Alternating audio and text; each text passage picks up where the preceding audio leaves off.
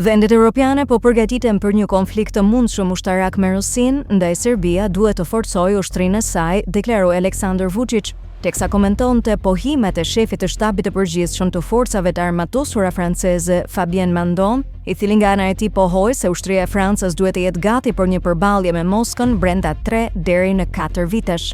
Ndërsa analizoi faktet, arri në përfundimin se një luftë mes Europës dhe Rusisë po bëhet gjithmonë më e dukshme. Këto nuk janë fjalë boshe, të gjithë po përgatiten për këtë, u shpreh Vučić. Serbia sipas tij gjendet në një pozicion të vështirë mes objektivave kontradiktore të ndjekura nga vendet perëndimore dhe Rusia. Kryeushteti serb insistoi se vendi i tij duhet të vazhdojë të forcojë forcat armatosura për vetëmbrojtje.